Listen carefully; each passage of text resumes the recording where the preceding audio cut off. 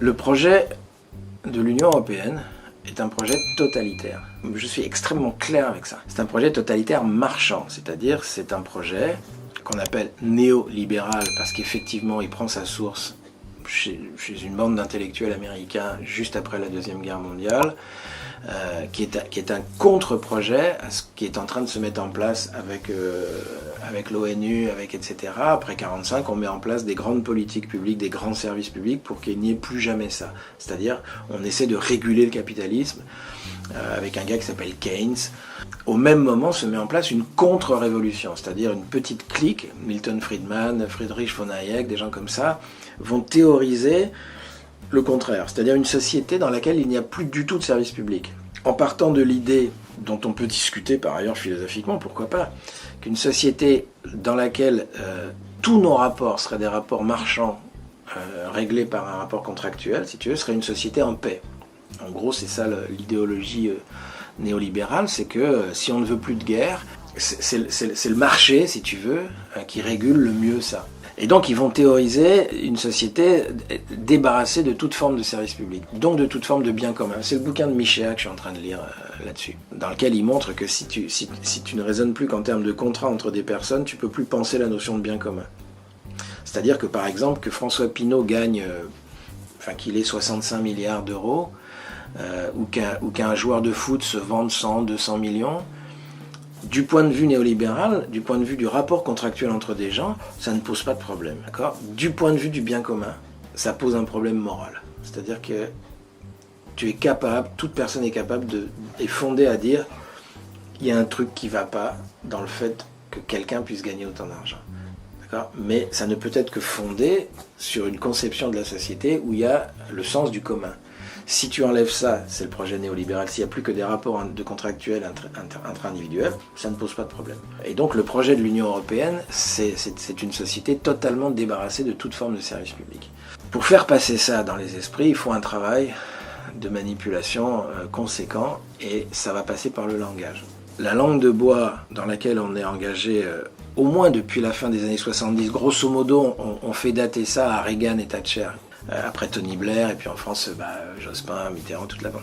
Faire accepter ça dans les opinions publiques, ça suppose un travail de l'opinion publique, qui en France est mené par un think tank ultralibéral qui s'appelle l'OCDE, qui va fournir aux hommes politiques des éléments de langage pour faire passer ça.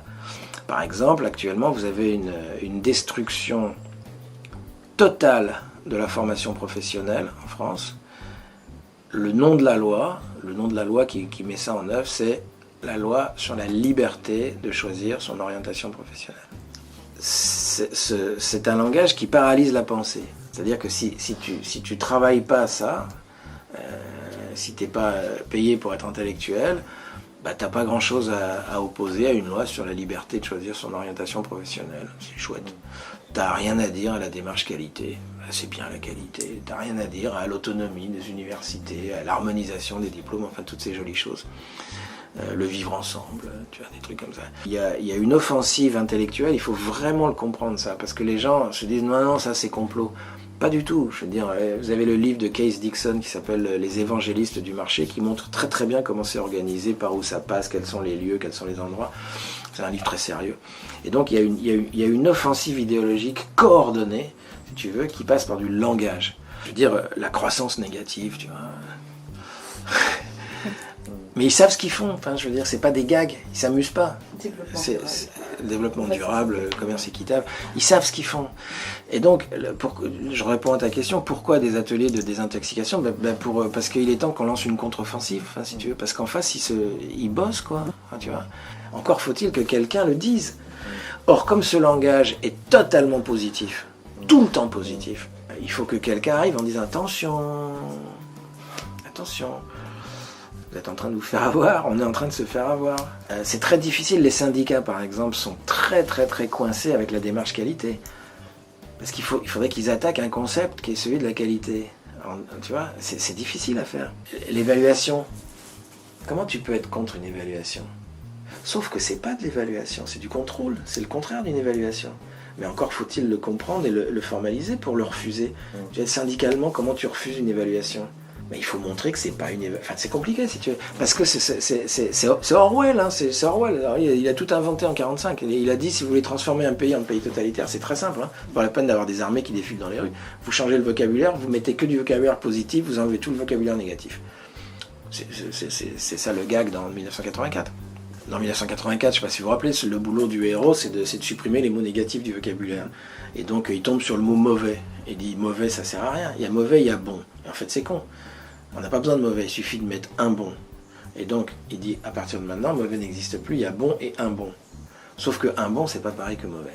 Et ben moi, j'ai un spectateur qui est venu me voir un jour qui m'a dit, monsieur, je viens de me faire décruter. Il s'est pas fait licencier, il s'est pas fait virer, il s'est pas fait jeter, il s'est fait décruter. Recruter, décruter. Ça va, quoi. Et ben oui, mais sauf que ça paralyse l'action. C'est-à-dire que cette personne qui vient de se faire décruter, comment elle va gueuler? Et donc le terrain du langage nous semble un terrain de bagarre très très important, mais voilà.